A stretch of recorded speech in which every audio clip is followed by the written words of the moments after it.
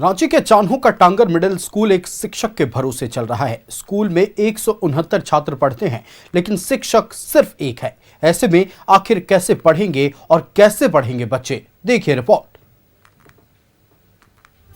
शिक्षा को एक मौलिक अधिकार माना गया है, लेकिन आज भी कई जगहों पर शिक्षा का स्तर सिर्फ इस कारण से प्रभावित हो रहा क्योंकि वहां पर पर्याप्त संख्या में शिक्षक ही नहीं है।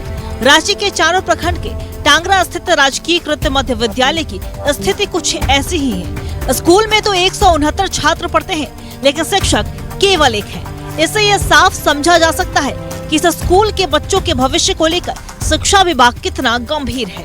अभिभावकों का कहना है कि पैसा ज्यादा नहीं है, इसलिए सरकारी स्कूल में पढ़ा रहे हैं।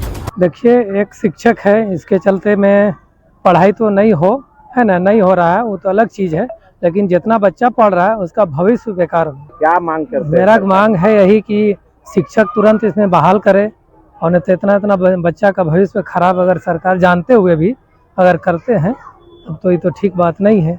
अब स्कूल के भवन पर भी एक बार नजर डाल लीजिए। स्कूल के दीवार कई जगहों पर जर्जर हैं, तो वहीं स्कूल में कक्षाओं के लिए जितने कमरे होने चाहिए उतने भी नहीं है, और इसलिए शिक्षक क्लास 1 से 6 तक के बच्चों को एक ही कमरे में बैठाकर पढ़ाते हैं।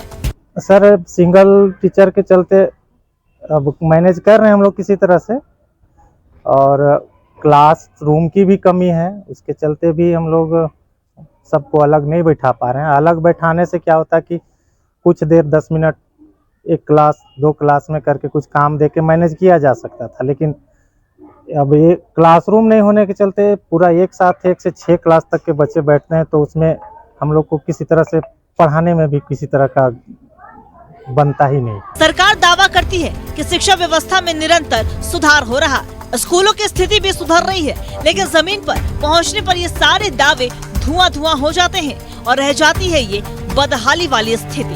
अब देखना होगा कि शिक्षा विभाग की नजर कब इस स्कूल पर पड़ेगी। न्यूज़ 11 भारत के लिए चान्हो से संवाददाता आसिफ की रिपोर्ट।